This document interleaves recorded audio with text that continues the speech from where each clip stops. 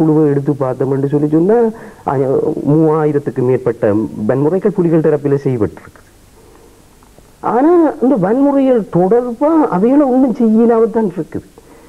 ஆனா யுத்த நிறுத்த கண்காணிப்பு குழு அன்னைக்க என்னுடைய அபிப்பிராயத்தின்படி கருதுறேன், மனித உரிமை என்றதும் கூட யுத்தத்தின் ஒரு அங்கம், அதோட இணைச்சு யுத்த நிறுத்தத்தோட சேர்த்து பார்க்கப்பட வேண்டிய விஷயம் என்றுதான் கருதுறோம். அப்ப இதுல என்ன விஷயங்கள் செய்யப்படணும் என்றா எதிர்காலத்தில் அவர் யுத்த கண்காணிப்பு குழு என்ன சொல்லிடும், ஆதாரம் இல்லை, எங்களுக்கு இதுல தலையிடையிலார், இது திரும்ப திரும்ப கீறல் விழுந்த ரெக்கார்ட் மாதிரி அவை சொல்லிடும். துரதிருஷ்டமா அவை கையாளாகாதாக்களைத்தான் இருக்கிடுமென்றது என்னுடைய அபிப்பிராயம். அப்ப இதுல என்ன செய்ய வேண்டும் என்று சொல்லி சொன்னா, சர்வதேச ரீதியாக மனித உரிமையாளர்கள் இருக்கிற முன்னாடி ஒரு ஐயன் மார்ட்டின் என்ற ஒரு கூட்டத்தில் பங்கு பற்றினவர்.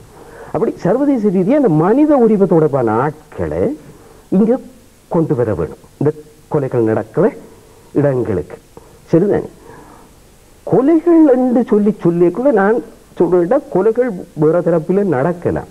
ஆனா ஓவரால் கொலைகள், மொத்த கொலைகள் என்ற ஒரு விஷயம் இருக்கு.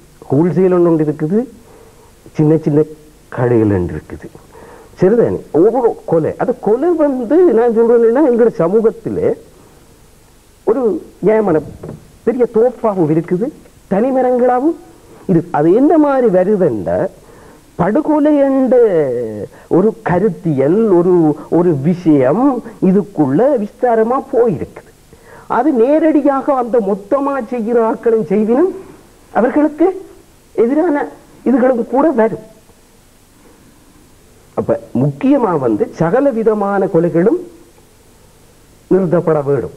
ஆனா இந்த முதல் இதுக்கு மூல ஊற்றாக இருக்கக்கூடிய இந்த ஓவரால் கொலை பெரும்படியா பகிரங்கமா தெரியக்கூடிய அந்த கொலைகளை நிறுத்துறது, சகல விதமான இதை நிறுத்துறதுக்கு, அதை இல்ல அந்த விஷயத்தை முடிவு கட்டுறதுக்கு சர்வதேச ரீதியா மனித உரிமை அமைப்புகளை சேர்ந்த ஆட்கள் இங்க செயற்படுகிறதுக்கான ஒரு சூழலை.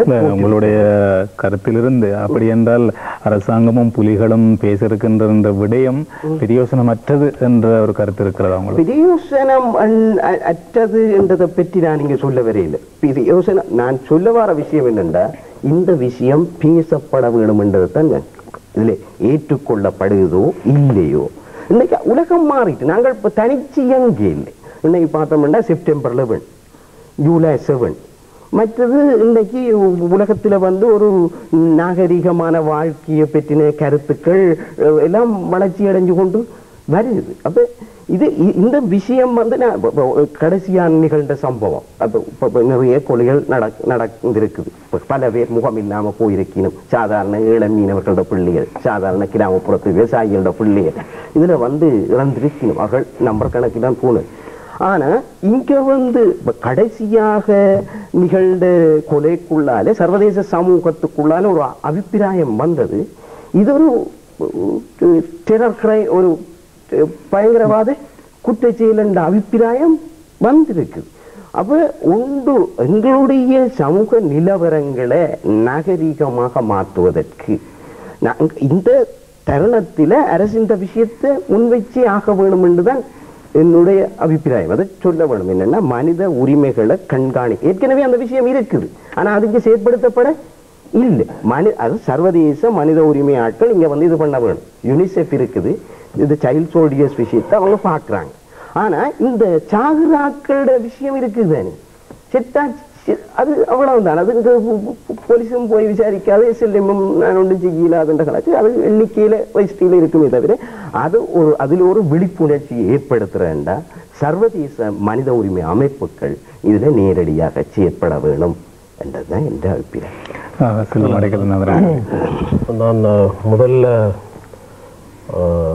இந்த பேச்சுவார்த்தையில முஸ்லீம் தரப்பு கலந்து கொள்ளையில ஜிஎம்பி அதுக்கு ஒரு புலவிட்டுட்டு சொல்லி சொன்னார்கள்.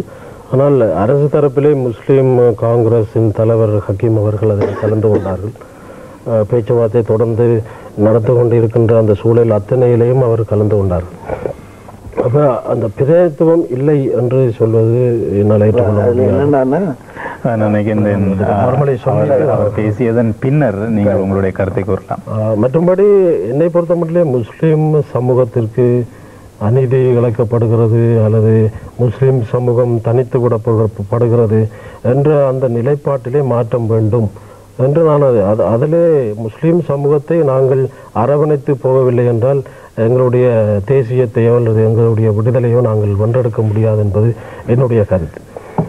அடுத்தது நான் ஸ்ரீதரனிடம் ஒரு கேள்வியை கேட்க விரும்புகின்றேன். நான் முதல்ல சொன்னேன், நான் என்னென்னு சொன்னால் இந்த படுகொலைகள் கண்டிக்கப்பட வேண்டியது. ஆனால் ஸ்ரீதரன் பட்டியலிட்டு சொன்னார், சிவராம சொல்லல. கிழக்கில் பல விடுதலை புலிகளின் முக்கியஸ்தர்கள் கொல்லப்பட்டார், அதை சொல்லல. மற்றதெல்லாம் இந்த படுகொலைகள் நடைபெறுகின்ற இடங்கள் எல்லாம் நகரப்புறங்கள், இராணுவ போலீஸ் கட்டுப்பாடுள்ள நிலையங்களிலிருந்து நடைபெறுகிறது.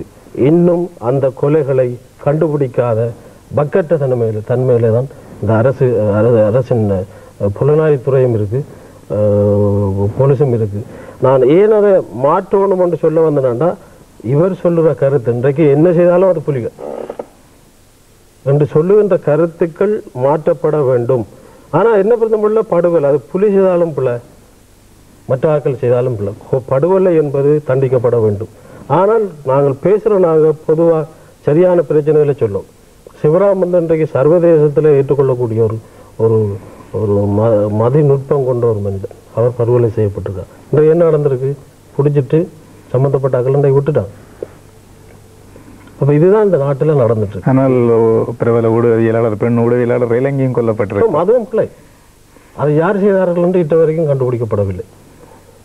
அவை இந்த விஷயங்களை கண்டுபிடிக்க வேண்டும் என்றால் என்னை பொறுத்த மட்டுமே ஆயுத குழுக்களின் ஆயுதங்கள் களையப்பட வேண்டும் என்று சொன்னா தெரியும் யாரு செய்கிறாங்க. அது களையப்படாத வரைக்கும் யாரு செய்தாலும் ஒரே திசையில நாங்க சிந்தித்து கொண்டு இருக்கிற அந்த தன்மையில இருக்கிற நாங்க அப்படித்தான் பார்த்தோம்.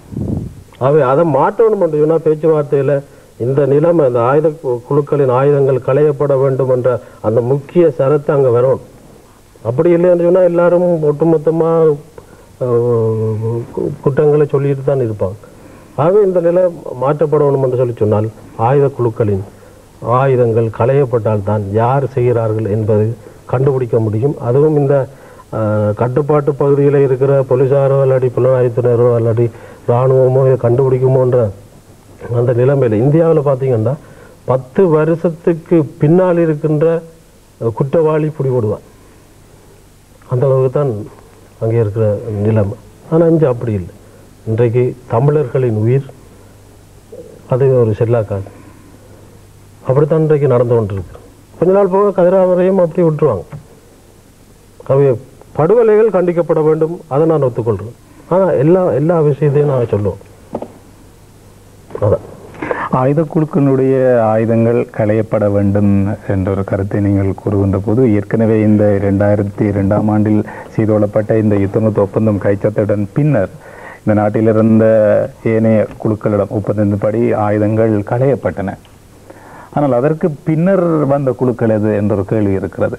கருணா அணி இன்றைக்கு இருந்து கொண்டிருக்கிறது. முக்கியமாக இந்த கருணா அணி பலமாக இருக்கிறதா பலவீனமாக இருக்கிறதா என்று நான் சொல்ல வரையில், இந்த கருணா அணியை வைத்துக்கொண்டு என்னை பொறுத்த மட்டும் இராணுவத்துறை, போலீஸ் துறை இதை பயன்படுத்தி மட்டக்களப்பு அம்பாறையிலே மிக மோசமான செயலில் ஈடுபட்டு கொண்டிருக்கிறார். கருணாவினுடைய பிரச்சனை என்பது புலிகளின் விடுதலை புலிகளுடைய அக முரண்பாடு ஒன்றை காட்டுவதாக இருக்கிறது. அதை பற்றி ஏன் பேசவில்லை? இல்லை, அது கருணா இன்றைக்கு அந்த படுகொலைகள் கருணா அணியாலே செய்யப்படுது என்று சொல்லப்படுது. ஆகவே விடுதலை புலிகள் இன்றைக்கு கதிராமர் புலி அல்ல. அதனால் நீங்கள் கூறுகின்ற போது கருணாவினுடைய குழுவால் செய்யப்படுகின்றது நீங்கள் கூறுகின்ற போது, கருணா பிரிந்தது 2003ஆம் ஆண்டு